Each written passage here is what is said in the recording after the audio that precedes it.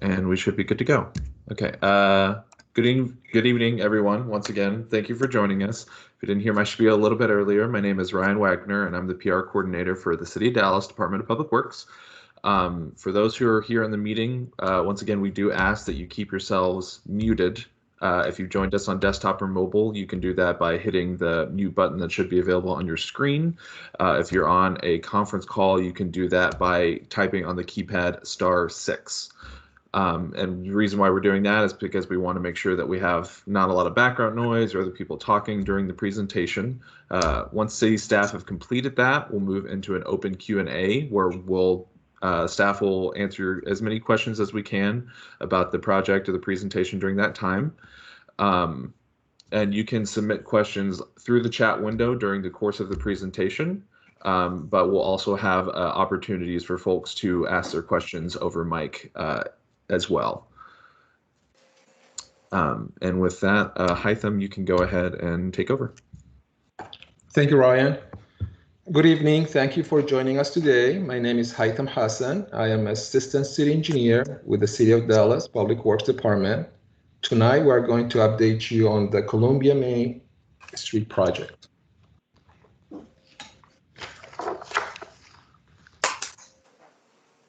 As Ryan mentioned earlier, please note that we are recording this meeting, both audio and video. This is to keep a record of tonight's meeting. For the people using their phone numbers, I am going to ask Ryan to please read those numbers and get the names of the people so we can have it in our records. Absolutely. So from our list, I'm only seeing 2 conference call-in numbers. Last 4 digits, 3192. If you could go ahead and state your name for the attendance record. Yep, that's Justin Harrison. Also in the chat is Jay Harrison. And then I also see a 3933. Catherine and Lloyd Kofal. And how would you spell that last name? Kofal, K-O-S as in Frank, A-H-L. Thank you. And that's the only numbers I see, Hytham. Thank you, Ryan. I appreciate it. So joining us tonight are Mayor Pro Tem Adam Medrano from Council District 2 and Council Member David Blewett. Please let us know if you would like to say a word before we start the presentation. Councilman. Go first. Oh, I just want to say thank everybody for being on. I see some familiar faces and names on the call. I see Jim, I see Wendy, I see Joanna. So hi guys, thank you for being on. If I missed you, just welcome to the District 2 residents that are on here. This very important meeting. Thank you. Yeah, and I'll echo what Mr. Medrano just said. For those that are in District 14, I appreciate y'all being here tonight. This is an important project for both of our districts. That's why he and I are both here, and that's why we're very interested in getting feedback from all of you. So thank you for being here and look forward to the presentation. Thank you, Councilman. I also would like to take a moment to introduce city staff. I will start with Dr. Robert Perez. He is the Director of Public Works. Tanya Lane, Assistant City Engineer. Tony Pebera, Project Manager. Catherine Rush and Jessica Scott from Transportation Planning. Ryan Wagner, our Public Relations Coordinator. Also joining us tonight is our consultant. We have Barry Evans and John Ho from Hewitt Zollers. I apologize if I missed anyone from the team. If I did, please feel free to speak up and let me know. Next slide, please. So for tonight's meeting, we are going to start with the purpose of the project. We will talk about the project overview, the complete street vision and design elements, the timeline of the project. We also will talk about the priorities received from the community meetings, the current design plans addressing the community and stakeholder input, and we will end with instructions for community feedback. It's our understanding that the main goals of these projects are to improve walkability and bikeability, to improve safety for all transportation modes, traffic calming, and to connect the neighborhoods in the area.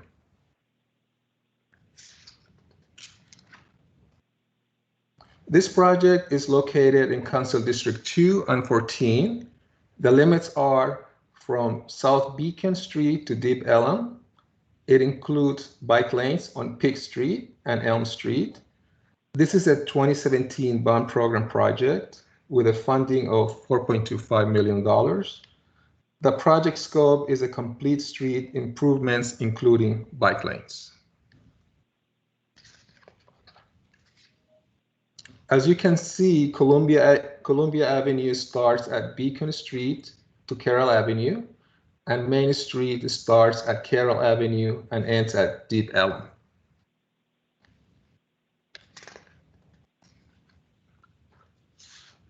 There are several high-profile complete street projects in this area.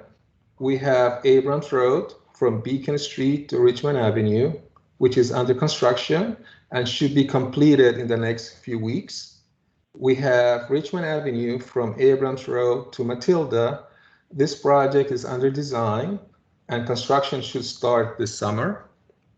We also have Henderson Avenue from US 75 to Ross Avenue. This project was recently completed and is now open to traffic.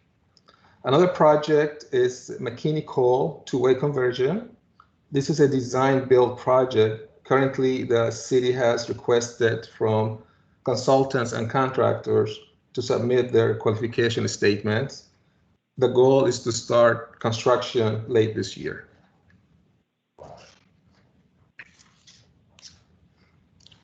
This project is considered to be a complete street project, which includes special design elements to make the street safer and more comfortable for all users, such as drivers, bicyclists, pedestrians, buses. The city adopted the Complete Street Manual in January 2016. The design elements that are part of a complete street project are enhanced sidewalks, streetscaping landscaping, improved street crossings, protected bike lanes, bus stop improvements, stormwater improvements, and on-street parking.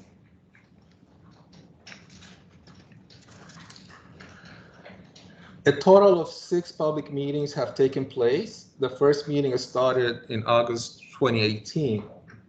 There were also 2 official meetings with the bike community in November and December of 2020 to discuss the scope of the project. The thoroughfare plan amendment was approved in January 2019. The estimated project schedule is to finish the design this summer, award the construction contract this fall, and start construction phase in October 2021. We anticipate the construction phase to take approximately 14 months. For Main Street, based on the comments and input received from the community, the public would like to see as part of this project the following: bike racks, bus stops, hidden parking, intersection safety, landscaping, left turn signals, parallel parking, pedestrian lights, pedestrian crossings, protected bike lanes, Santa Fe Trail connections, sidewalks, street furniture, street lights, traffic calming, and traffic signal at Washington. Now I will turn over the presentation to Barry Evans from Hewitt Zollers to go over the technical part of the project. Thank you very much, Haitham. Can you guys hear me okay? Yes.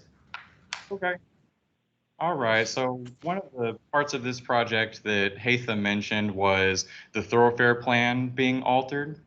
And you can see here, the old designation of Main Street was a 6-lane divided roadway, 3 travel lanes in both directions with the median down the middle. If you're familiar with the area, you know it wasn't really being used that way. Instead, it was a 4-lane, undivided road with pull-in parking on both sides of the street against the curb. What this project will be doing is keeping the four lane undivided travel section, but adding parallel parking against both curbs, which allows for a wider sidewalk for pedestrians. And next slide, please. Okay, and so this is just kind of a different way of looking at what we just showed. But you see here the 4 travel lanes along with their widths. You've got the parallel parking in blue on both sides, and you've got the wider sidewalk, 10-foot sidewalk in yellow that is up against the buildings. Between the parking and the sidewalk it'll be a grass planted area. We understand that moving forward there may be an additional landscaping project done, and this project would allow that future landscaping to occur. If you've been following this project since the beginning, you might remember what was presented at one of the previous public meetings was in option 1 versus option 2.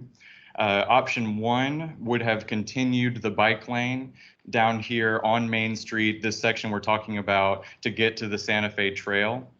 And option 2, which was ultimately the option that was selected, detours the bike lane at Peak Street and goes up Peak Street and onto Elm to get to the Santa Fe Trail. Option 2 was overwhelmingly preferred by the community, with over 70% being in favor of this option.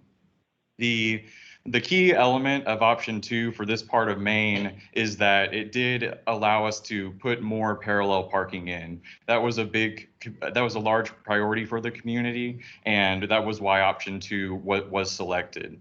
You see here at the bottom the total existing parking count compared to the total design parking count that we have today. And so yes, it is that you can see it went from 79 spaces to 70. So it is a reduction in parking, but it is close, and there have been steps taken with this project, such as adding additional parking to the east of Peak that you will see later to try to get as close as we could to the existing count. And next slide, please. Okay, and we're going to kind of go block by block through this Main Street section to kind of show you guys how it looks. You see here the Washington Avenue intersection with Main Street, and this is really talking about the stretch from Washington to Hill. You'll see a little bit of Hill on the next slide, but you can see here the yellow sidewalk, the blue parallel parking, and the green grass area. And you see it at the bottom. This was the block that had the most existing pull-in parking, and because that pull-in parking is able to be more narrow in width, you cannot fit as many parallel parking spaces. So this is the block that had the largest reduction. We also wanted to show here, if you see those orange triangles there placed next to the driveway, we wanted to talk about this because as design progressed further, one of the criteria that the city has is these are called site visibility triangles. And there's something that has to be looked at because you've got these driveways with cars trying to pull out of the driveways and into the street, and they've got to be able to see on either side in order to safely pull out into traffic. And if there's a parked car that falls within one of those triangles, it's a driver safety concern. And so you might look at an area between those two driveways and say, well, can we put one more parking space there? But if it fell within those triangles, it was a safety concern, and a parking space could not be shown there. One other thing we wanted to mention on the driveways is that the city of Dallas has a maximum driveway width of 30 feet, with in certain cases being allowed to go up to 35 feet for heavier industrial use or heavier truck traffic, which that did fit a couple locations on this project. And the majority of the existing driveways were below that 30 feet, but you will notice that a couple were reduced in width in order to meet that city requirement. Okay, next slide, please. And so this slide is really showing the area between Hill and Haskell. You see a little bit of the section between Washington and Hill over on the left. This section, the existing parking was 17 spaces. The design is at 14 between this block. So this one was pretty close to the existing condition. One thing that we did want to point out, if you look at the bottom left, typically the sidewalk runs up against the building. But one of the community priorities that was mentioned at previous public meetings was preserving the existing landscaping and trees that were out there as much as possible. And so you can see in situations like at the bottom left, when we could jog the sidewalk away from the building in order to avoid some trees or avoid some bushes, we did do that to try to meet that community priority. And we can go ahead and go to the next slide. So here we have the block between Haskell and Peak. And this is the block we were actually able to pick up a lot of additional parallel parking in front of DART there. You can see all the blue parking spaces in a row. This helped us get closer to that existing number. You can see over on the right at the Peak Street intersection, which we mentioned earlier, this is where the bicyclists are being rerouted up to Elm Street. And we're going to cover that on our next slides. Okay, and this is just to we showed this map earlier, but just to kind of reorient you here, we've shown this area of Main in green up to Elm and up to Peak, and then we're going to follow the purple lines you see there up Peak Street and then over on Elm in order to connect bicyclists to the Santa Fe Trail. So that we're going to look at Elm Street on the next slide. So you can see here, this is the Haskell Avenue intersection with Elm Street. And there's two main configurations of the bike lanes on Elm. And we chose this so you can kind of see them both because it transitions at Haskell. Over on the right is the section from Peak to Haskell on Elm. And Elm right now it's a two-lane street, one lane going in either direction, and they're very, very wide lanes. In order to add the bike lanes here, those wide lanes were narrowed. And for this section, you've got a bike lane against the curb and along with a buffer space in order to help protect bicyclists. You see here at the Haskell intersection, bicyclists are being transitioned through the intersection. In cases where we have transitions like this, we use these double arrow chevron markings on the pavement. These are intended to help guide bicyclists through intersections like this, and the city has had success with them in other locations. It's also a further visual cue for drivers, just that you need to be aware that bicyclists are using the street. On the left, you see the roadway section that they are transitioning to. As Hatham mentioned in other community meetings for the middle blocks of Elm Street from Haskell to Washington, the property owners really had a high priority on parallel parking spaces. And so on the north side of the street, you see that parallel parking will be allowed, and bicyclists will be on the traffic side of the parallel parked cars. And then you again have the narrowed lanes with a bicycle lane on the south side as well. And we can go to the next slide.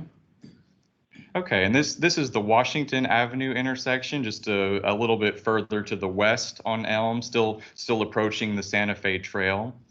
Over on the right, you see this is the area we just looked at. It has the parallel parking on the north side of the street, and at Washington, the bicyclists are being transitioned again. And this is back to the section that we saw between Peak and Haskell, with the bicyclists up against the curb and a buffer for the bike lanes between traffic. Okay, we can go to the next slide. And okay, so we've kind of come back to Main Street now, and we're back. You see the Peak intersection over on the left and the Carroll intersection over on the right. This is really one of the key elements of this project because this is a transition area. The section of this project that is Columbia, you have bicyclists on up against the curb in the previous outside travel lane, but of course they are not continuing on to Main. So this is where they're being transitioned to Peak Street. This is also one of the areas that changed from the last layout that was shown at the last public meeting. If you've been following this project, you might remember that previously there was a two-way bicycle track on the north side of the street. And what that meant for a bicyclist traveling south on Peak Street that you see, they would have continued to the east on the north side of the street, and then they would have had to cross the street at Carroll to continue east on the south side of Columbia.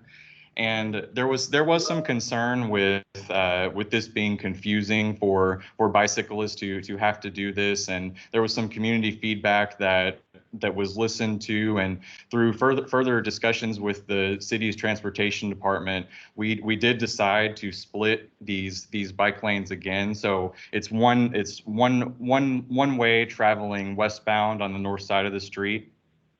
And so a bicyclist on the north side of the street will continue straight through the Carroll intersection before arriving at Peak and continuing to the north. A bicyclist traveling south on Peak will come to the Main Street intersection, and then they will cross the street at Main.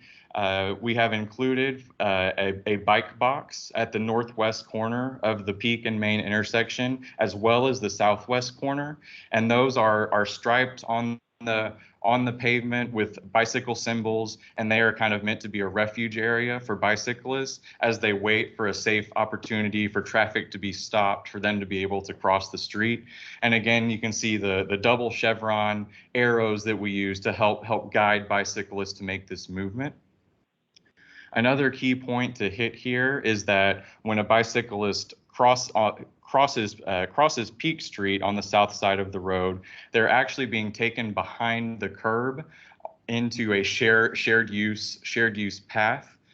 You can see that it is divided kind of halfway, where bicyclists will be on the portion closest to the parallel parking spaces and closest to the street, and then pedestrians will be on the half closest to the buildings. The reason this was done is because we know it was a large priority for the community to have these additional parallel parking spaces here to the east of Peak. So we did not want to remove those, but if those parking spaces are there, the bike lane cannot also be in that same place, and so that's why bicyclists are taken behind the curb here to try to meet both priorities. And so bicyclists will continue behind the curb in the shared use lane until they approach the Carroll intersection, and then they will be directed back out onto the street. And we will continue with the typical Columbia roadway section that we will show continuing on for the rest of the project. And okay, we can go to the next slide. Okay, and so now we are kind of transitioning to the Columbia Avenue portion of this project. Similar to Main Street, you can see some of the community priorities listed here for Columbia. This was from community feedback, and these were the goals that we wanted to try to meet with this project. And we can go ahead and go to the next slide. And similarly to what we showed you before, the old designation of Columbia was a six lane divided roadway, 3 lanes in either direction with a median in the middle. And that is how it was being used as well. You can see that with this project, it's a call it a road diet. The outside traffic lane is being taken away, and that space is being used for a bike lane and a buffer. And with this project as well, in order to meet the Complete Streets vision, the sidewalks are being widened and improved and replaced. And so that will be a huge benefit for pedestrians on this project. Okay, we can look at the next slide. So this is again just kind of another layout. This is what we've got for the majority of the project. You can see the two travel lanes in either direction, and you've got the bike lane with the buffer, and then the wider yellow sidewalk. One thing we want to mention here is that within that bike lane buffer, it will be striped, but you will also have a product called they're called zebras. They're a hard plastic item that is attached to the pavement, and they're intended to provide additional protection for bicyclists. And they're also a visual cue for cars that the cars are not supposed to pull into the bike lane, which is a problem that can occur at times without any kind of division like this. And so those zebras will be used on the pavement in order to further protect bicyclists. And okay, we can go to the next slide. So when you get to intersections on the Columbia Avenue portion of the project, there is one thing and one change that we wanted to highlight from what had been seen previously. Some of you may remember what had been shown previously was bus stop islands, where DART had their bus stops. There would be an island out on the pavement for a pedestrian to walk across the bicycle lane and then stand on that island for a bus in the previous middle travel lane to be able to stop there and pick up the pedestrians and pick up the bus riders without interfering with the bicycle lanes. What some of you may know is that on the Abrams project to the north, those bus stop islands were installed. And what happened, unfortunately, is that the cars were somewhat frequently hitting the islands. And so it was a real safety concern having them there. It was something that drivers were not expecting, and it was also not safe for the pedestrians standing out there on the islands. And so those islands on the Abrams project have been removed, and similarly we have followed suit on this project, and there will no longer be the bus stop islands. However, buses for DART will still need to pick up their riders along this route. And so the way that that's going to happen is that we're going to have a shared use bus and bike lane as you approach bus stops, typically at intersections on this project. You can see approaching the Prairie intersection here, the striped buffer for the bike lane on the south side of the street. As you approach the bus stop, that buffer will go away and instead be replaced with a broken white stripe, and a bus will cross over into the bike lane to get up against the curb, and they'll pick up their passengers, and then they will pull back out into regular traffic. And a bicyclist who is riding when a bus does that, they will have to wait behind the bus for them to pick up and drop off. But that's the safe solution that we have here for the bus stops. And okay, we can go to the next slide. So one particular area of Columbia that we also wanted to highlight is here west of the Fitzhugh intersection. This is kind of showing what the existing condition is, and it's somewhat different from other parts of this project because you can see in blue there are all these existing pull-in parking spaces for the businesses that are right here. And just in thinking about it, you know, a car from the second travel lane, in order to get into and out of those pull-in parking spaces, they're crossing the pedestrian area, and they're crossing the bike lane, which is similar to what they do now in crossing the pedestrians. But with this project, we wanted to see if there was some kind of alternative we could put in that might be a little bit better of an option. And so this next slide shows an alternative that has been discussed with the transportation department that we wanted to show. And you can see here, this is a conversion of those pull-in parking spaces to parallel spaces.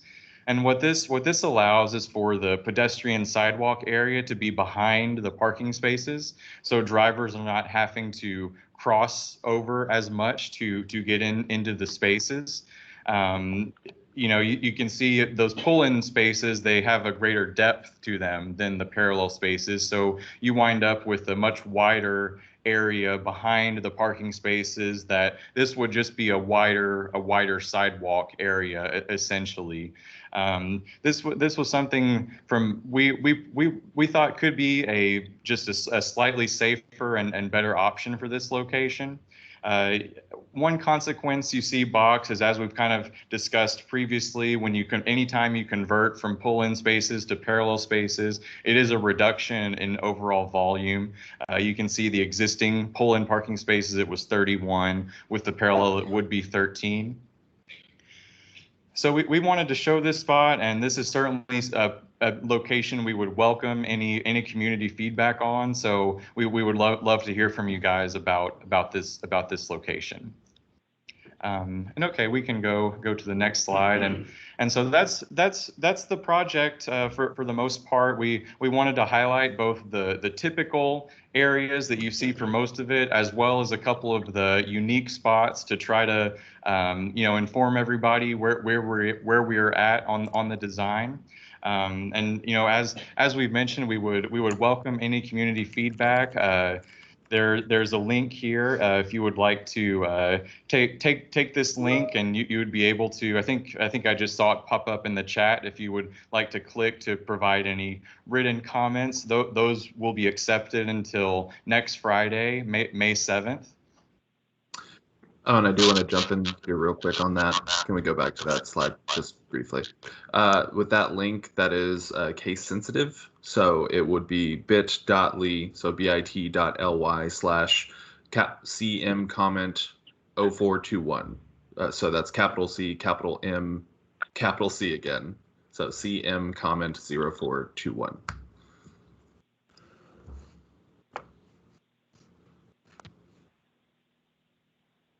Okay, and just you see here just city staff contact information. We certainly would like you to use that comment form that was shown, but also just wanted to provide contact information for city staff if that was needed as well. I believe that's all we have for this presentation portion. So I guess I will go ahead and turn it back over to Ryan if you want to guide us through the question and answer portion. Well, indeed. Thank you for that, Barry. And yes, as he said, we'll move into the Q&As. So we'll be trying to address questions that were in the chat first, followed by folks who have their hands raised in the meeting via Teams.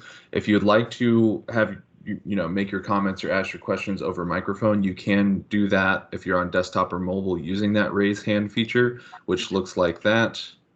You should see a button available on your screen that you can do that with. You can also hit Control-Shift-K if you'd like to raise or lower your hand to indicate you'd like to speak. With that being said, the first comment I see in the chat window is from Catherine, but I also see that you're with us. So if you would, I see you got a couple of comments there. So if you'd like to unmute and ask your questions or make your comments, you can do that as well. Okay. If you'll go back to the Elm Street section between Washington and I think Haskell or Peak.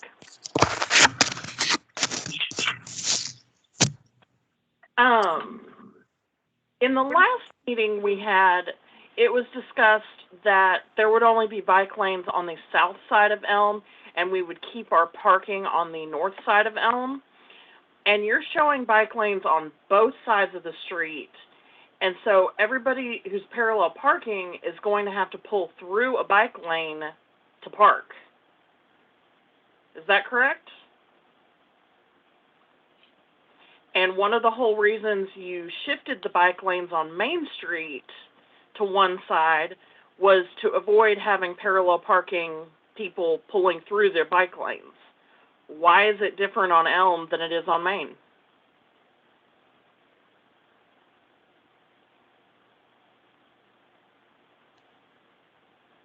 Okay, Ms. Caulfield, this is Tony Payburo. This is the project manager. I'd like to answer your question on that. On Main Street, actually, we used to have a design that showed bike lanes to be, both bike lanes to be on the north side. But because of the safety aspects of having two bike lanes on the same side of the travel lanes, we split them apart. Now they are on different sides of the street. On Elm Street, we had the same thing. We we had all those meetings with the community, and everybody voted, and the majority vote was not to go with the two-way bike lanes, to go with one-way bike lanes. And because of the majority of the street parkings were on the north side, we allowed the parkings to be on the north side. The church is on the north side. All the parkings are on the north side, so we left them as is. But you are correct. If you are parking on the against the curb, The last meeting we had, the discussion was the bike lanes would all be on the south side. And to my memory, everyone seemed happy with that. So when did that change from that discussion to now? we can go back and look at the numbers and every individual vote and comments that we received from the community. I think some of the community is already present, but this is what we ended up at. And if I understand you're saying that you thought it was on the south side, the parking, but this is what we ended up with. And if you want, we can go back and check and get back with you to confirm it. I would absolutely appreciate that. The other thing is on Columbia, towards the Fitzhugh section, you're also putting bike lanes next to parallel parking that people are going to be pulling through the bike lanes to parallel park, along with cutting the parking by 2/3. How do the businesses there feel about that? Are they involved in that decision? At this point, we are not changing anything. The reason that those parkings are still perpendicular is because they are parked on private properties. And the sidewalk is currently actually on the public right-of-way, and the pedestrians are crossing those driveways as they go from Fitzhugh toward west, like Prairie Avenue. So what we're trying to do is to make it a little safer by approaching the property owners to see if they're willing to convert those perpendicular or heading parkings into parallel parkings to make it safer for the pedestrians and bicyclists as cars pull in the parkings and coming out. Having to go, straight in headings, they're basically it's existing conditions and it's happening right now anyways. Right. But the way I was understanding this is y'all were wanting to change it to parallel parking. Are y'all prefer going to do that, to, or is it something y'all want to do and y'all are looking for feedback on it? No, we'd like to approach the property owners and get their feedback on it in this section, on the Fitzhugh section. Okay, and you're just now doing that when this is the 8th meeting on this item? We've tried to approach the property owners, but we haven't been successful yet. So this is one way for them to see it, and then we're going to follow it up with individual meetings with the property owners. Okay. If they don't agree with it, we just have to go with the status quo. Okay. Thank you. Thank you for your comments. I see, and Jim, we'll go to Jim Anderson because he's had his hand raised for a while, and afterwards we'll go to the next comment in the chat window. So Jim, if you would go ahead and unmute. I'm unmuted. Can you hear me? Yes, sir. Some of the Peak neighbors had a meeting, including Jesse Moreno, with some of you staff members to discuss if we would be able to ask for the last phase of this project to be into the next bond program. And they said they would look into it, and it seemed very hopeful that while we have momentum here, we would be able to finish the landscaping and all the streetscape work. So instead of just getting a street, we would actually get a finished project in a timely fashion. So are we moving ahead with a bond program for the finishing of this project? Do you even know about this? In mid-period. Mr. Harrison, this is Robert Public Works. I will tell you that the next bond is probably not being forecasted until 2024. What we can do obviously is take the comments from this evening and see if that's a feasible project in the next bond. But unless staff can correct me, I have not heard of any extension of this project. I guess being considered for the next bond. Well, we did have a meeting with some of the staff members, and they thought it was something that they would entertain and get back to us. So it already have been discussed, and I hope that that is in your proposal.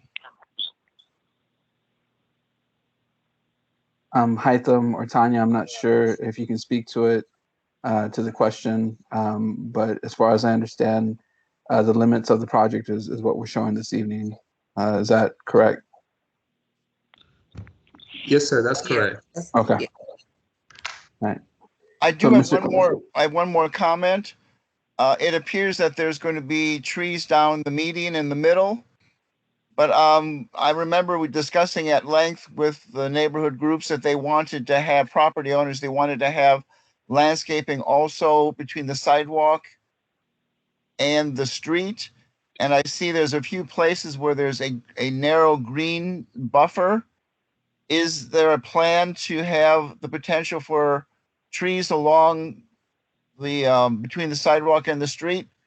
And the last question I have is, it appears that there's only some grass buffers occasionally.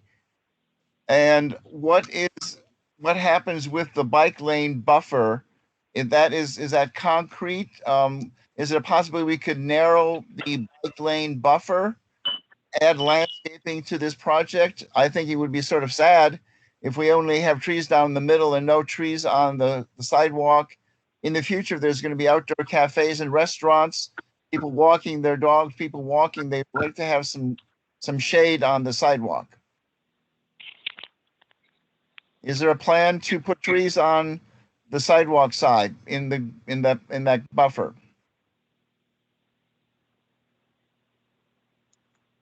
I guess I can answer that question. It's Tony Paybear again. Not at this point. You know, the project budget is barely enough to build the project as is, and the green space that we carved out on the sides are basically, for time being, will be grassy area. In some areas, some property owners may want to convert that actually to concrete, make it bigger sidewalk, so for a potential sidewalk cafe.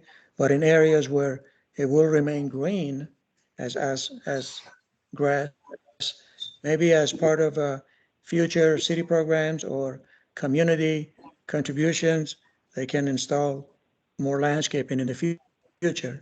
But at this point, this project budget is not sufficient to allow any kind of tree planting. Okay, I do understand that the tree planting is not budgeted at this time, but my concern is that there is a place between the sidewalk and the street for landscaping.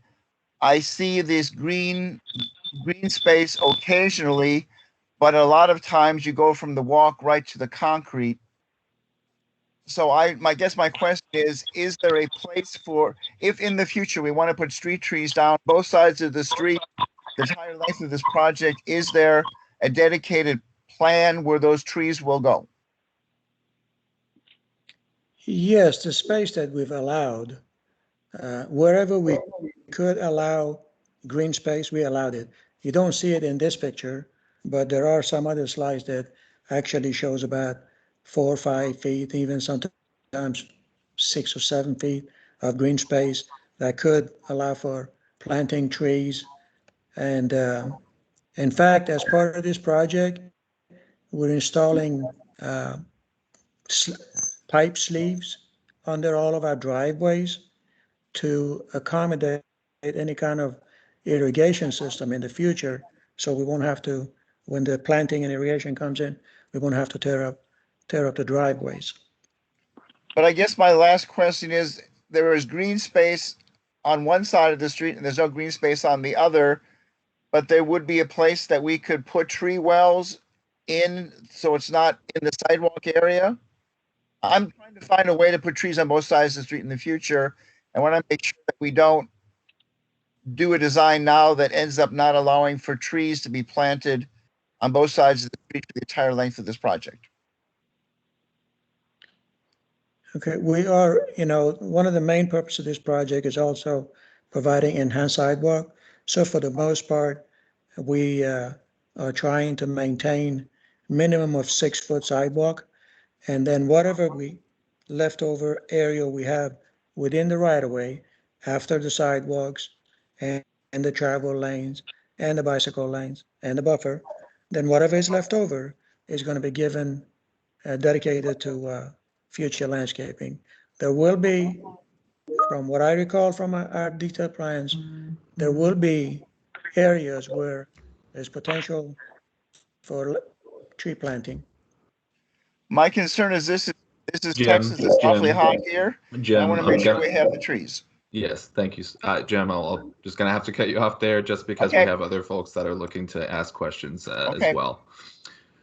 From the chat, I saw Wendy had submitted earlier, and I'll pose this for the team as well. I had heard that zebra separators for the bike lanes are being removed and replaced with a concrete curb separator in the Abrams section. Is that true? And if so, why are the zebra separators being used in this portion of the project? I can answer that question. This is Haitham Hassan. I'm managing the Abrams project. So the concrete curb is only being used where we have a 2-way bike lane, and the zebra item is used where we have 1 lane or 1 bike lane. So we are not removing the zebra dividers. That's not correct. Okay, thank you for that, Haitham. I see the next hand raised on my list is Nathaniel. If you go ahead and unmute and make your comments or ask your questions. Hey there. So I wanted to confirm, it looked like east of Carroll, you're saying that's where they have the zebra separators, but west of this, I'm sorry, can you come back to me? Yeah, no worries. We'll go ahead and move on to, I see Noel, your hand is raised as well. Yes, thank you. Good evening. I would like to put an exclamation point related to the items that Mr. Anderson was mentioning. One reason is to be clear with everyone on this call that there is no plan for trees in this right-of-way, similar to what has transpired from the section of Abrams from Beacon to Gaston. Jim, the graphic shows a tree in the median, but I assume that is an existing symbol and that there are no trees in the budget at all. This was a concern of ours as it went through the Abrams Beacon to Gaston section. And why I bring it up is because Jim is absolutely right to think about this. This is a major route from Lakewood to Deep Ellum, and to not be thinking of how to have an actual complete street. And I want to highlight complete street. It was mentioned in one of the first slides more than once, I believe, that a complete street contains trees. And there are no trees in any of these projects. And to be clear, 3 feet, which is what this slide shows right here, in the grass buffer is by no means a adequate space for a tree. So when we talk about trees in the future, Jim, the trees will have to be placed outside the right of way, and then that just on private property, because there is no place inside the right of way in any of these sections that there can be future trees. And it's a real challenge, I think. I think we're missing a huge opportunity. Complete streets shouldn't end with the word landscaping, and that just be grass with no irrigation, no trees, items like that. So I think everyone just needs to be clear, and if there's a way to push this to actually get a complete street, not just bike lanes and a walkway, but to actually follow the guidelines that the city of Dallas has in their complete streets manual that shows trees on both sides, that provide shade, human scale, separation. It really needs to be thought about at this point. I know you don't have lots of options, but it's really a huge missed opportunity, and we've seen it because of how the section between Beacon and Gaston is almost complete, and there's just no place for future trees. The second thought is to Hewitt Dollar's team. I don't believe your company was the designer engineer for the Abrams section between Beacon and Gaston, but I would assume that you all have studied that, and if there's any lessons learned that you will apply to the future sections towards Deep Ellum, what might those be, that so that we don't repeat any challenges that has occurred in the completed section? Thank you. Sure. I'm happy to answer that. This is Barry with Hewitt Zollers, and one that I mentioned during the presentation was the bus stop islands. That was certainly one that came out as kind of a lessons learned from Abrams, is that those were proving to be unsafe for drivers and pedestrians waiting on them, and so those have been taken out of this project as a result of the Abrams project. And certainly, we've tried to coordinate and be consistent on between the two projects as well. Yeah, thank you, Barry. Thank you for that. And before we move on, Tanya, for Catherine, could you flip back to the Elm Street slide? But Nathaniel, if you're good, we'll come back to you and you can make your comments and questions. Thank you. Oh, would you like to go ahead? Oh, sure. Yeah, if we're looking at the bus islands, you guys kind of took the wrong lesson there for sure, removing those. We should have you need to take more aggressive traffic calming measures, because the biggest point of this project is to slow down the cars.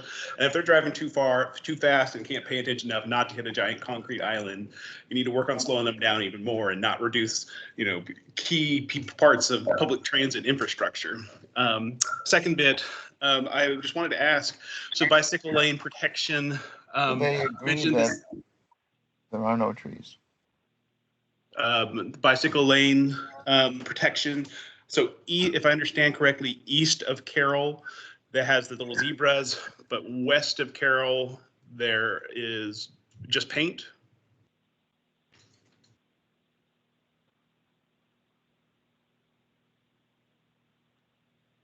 I can go ahead and answer this one. So west of Carroll, for bicyclists on the north side of the street, they will still have the zebras.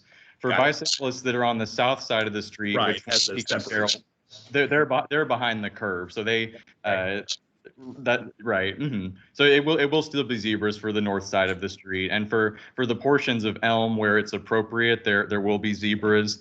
On Elm where there is the parallel parking, we of course can't have zebras because we will have cars going in and out of those parking spaces. But on Elm where it's appropriate, there will be zebras as well. Got it. Okay, so and zebras are great. I'm sorry to jump in. Did you just say there will be zebras on Elm Street?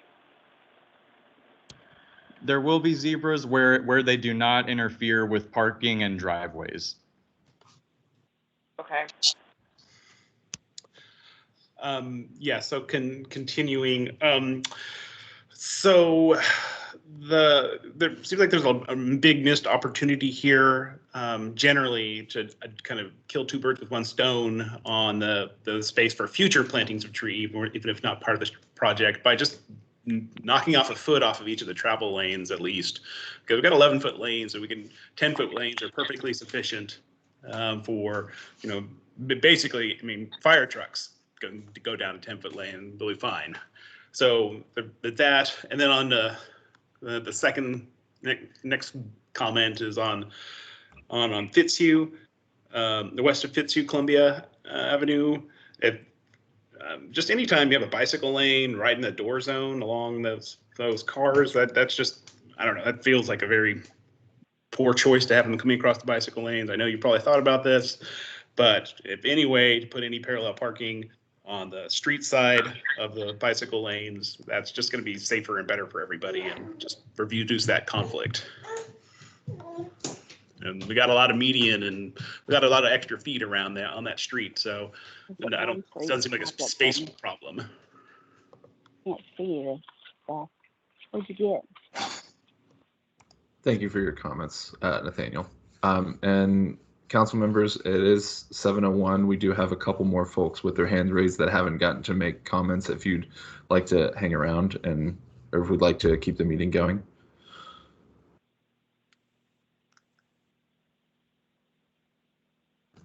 Okay. So the next hand I see raised that hadn't gotten to speak yet, Peaks Edition. If you go ahead and unmute and make your comments. Hi, this is Patty Simon. I'm president of Peaks Edition Homeowners Association. I would like to also emphasize Jim Anderson's comments, and I thank Noel Aviton for concurring with that. Nathaniel also his comments about the bike lanes, the doors opening into the bike lanes. I think that's a recipe for disaster. I'd like to ask y'all if you're taking into consideration the commitment of the city of Dallas to CCAP, that being the Comprehensive Environmental Climate Action Plan. And city of Dallas is embracing this, but this doesn't seem that this project is embracing it at all with all the grayscape and lack of greenscape.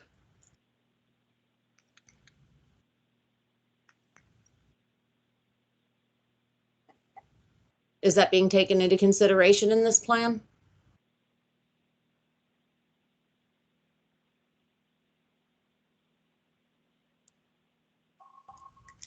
I guess I would answer that question. We, as far as I know, I've been involved with this project. I don't think we've looked at that comprehensive landscaping plans. But as far as landscaping for this project, we are doing what we can within the existing right-of-way. I mean, Tanya, if you would go to the section of the, around Washington and Hill Street, if you notice that area, the green space is very wide. Mm-hmm. And there's a lot of opportunities for landscaping. In fact, we've had some business communities have approached us with some future landscaping plans in this area. Reason for that is because we do have wide sidewalk, we do have only 2 lanes, and that allowed for a bigger space for landscaping. So there will be some planting as part of the community initiatives. But as far as the rest of the area where we have 6 lane and with a median, and all we have to work with is only 20 feet from the curb to the property line, to the properties. And some of these properties are right sitting on top of the right-of-way line. We have building lines that are directly on top of the right-of-way line. So we did what we could, and there is some space. We allowed about 3.5 to 4 feet, even in those areas, for some future landscaping. And that, I don't know, I'm not a landscape architect, but I would think there would be some potentials for some sort of landscaping, maybe ornamental trees or bushes, something that is more, suitable for that small width. Other than that, without having to completely reduce the length and the width of the roadway, there's not much more we could do. And with the funding that we have and for traffic safety and everything, the lane's already 11 foot wide. And this is a bus route. It's sort of, light industrial and commercial. There's a lot of heavy vehicles traveling this route. It's a major thoroughfare of the city. So reducing the lane widths to less than 11 feet is probably not advisable. And you don't feel you could cheat a little bit by taking down the median a few feet, or perhaps putting in something instead of, and I'm assuming maybe it's existing trees, but perhaps historic streetlights and hanging baskets with flowers on those to get some sort of visual effect down the median and give a little bit more towards the sidewalk where people would be walking and in need of shade. We can't cheat the system there a little bit with the median and get a couple feet. We probably could if we had enough funding, or this could be a separate project because, with the funding that we have right now and the plans that we're showing you today, we're struggling to fall within our current budget, 4.25 millions. And having to do any more than that, it would definitely require additional initiatives, more funding, and more time. It could delay the project. So with that, that's about. Well, and I don't want to beat a dead horse here, but this is, typical of city planning, in my opinion, where outside my office, they've torn up the street 8 times in the last 2.5 years because they repair the sewers and then they come back and they tear it up for the water, and then they come and tear it back up for the gas lines, and then they come and tear it back up for the internet lines, and then they come and tear it back up for the sidewalks instead of planning everything to go in at once, and it's a lot of wasted money. And so I think what we're asking is that you take this into consideration and we plan for it now rather than to have to rip out a median to cheat the system and get us some more green space and tear out the sidewalks that were just placed because we're going to move over a little bit, and have this as part of the plan. And yes, we understand it needs some funding, but perhaps we can all agree that that funding needs to be in the next bond package, or perhaps something with the CCAP funding that the city of Dallas has coming in some form of, I don't know, an infrastructure bill that might get through. I mean, there's money to be had if we look for it, but if we build the house without the plumbing for the extra bathroom, we're never putting that extra bathroom in, right? I mean, it's a whole lot easier to plan ahead for it. So we've beaten a dead horse, but I think you get the point that landscaping is critically important to the neighborhood. Thank you. Thank you. Thank you, ma'am. I see one person that has and this will be the last speaker that we have for the evening, just in respect of everyone's time. Tanya, and if you could you go back to the slide that has the information about the comment form, please? So the last hand that I see raised that hasn't gotten to speak this evening, Jay Harrison, if you could go ahead and unmute and make your comments or ask your questions, and then we'll go ahead and close out. Perfect, thank you. So I just have 2 questions. My first question is, I didn't see any plans for what the development looks like past Fitzhugh. So was that, did I misunderstand how far the project goes, or was that left off on purpose? I just didn't see what Columbia looks like from Fitzhugh, I guess, say, to Munger.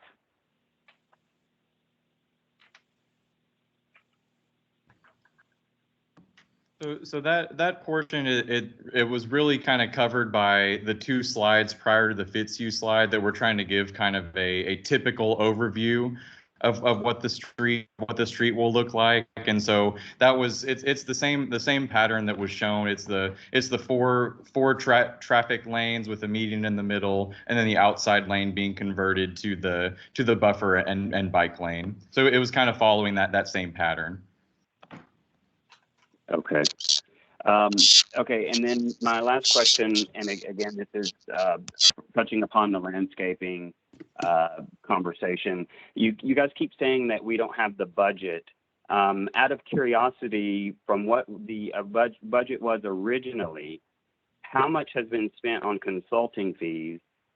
How much is set aside for future or dedicated for additional consulting fees?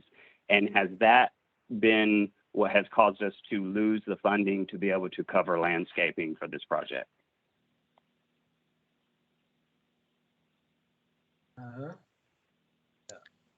Okay, I take that.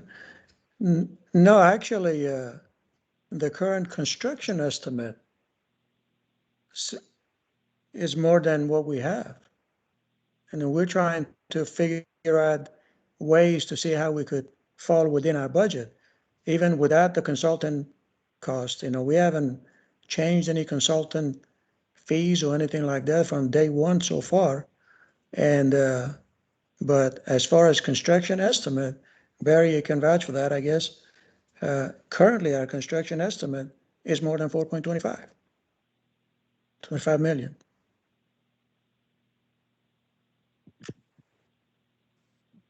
That's right. And like Tony said, we're looking for trying to find ways to save money and fall within the budget as we are.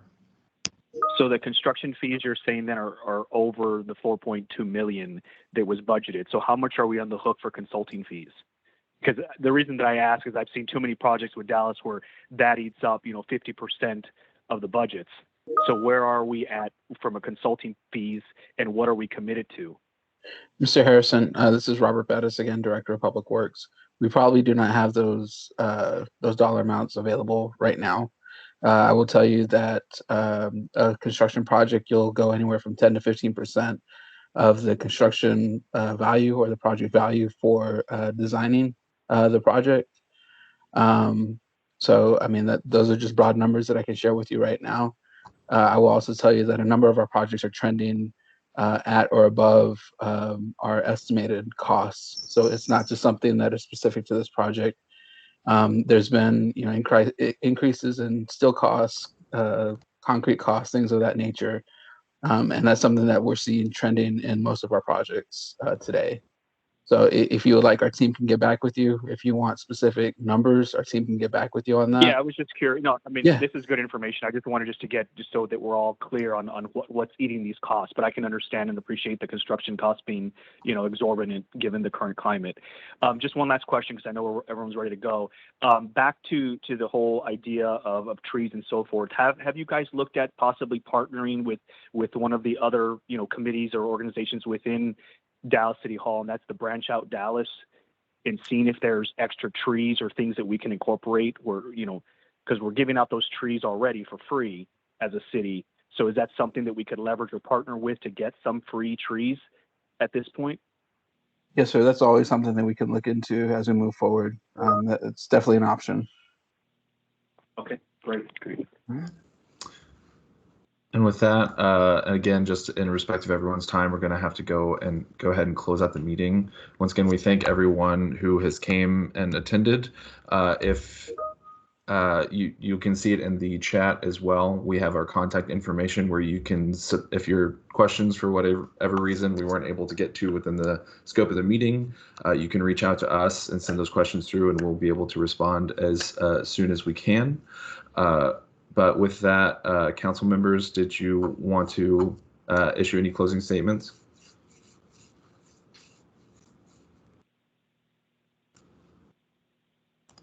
Okay.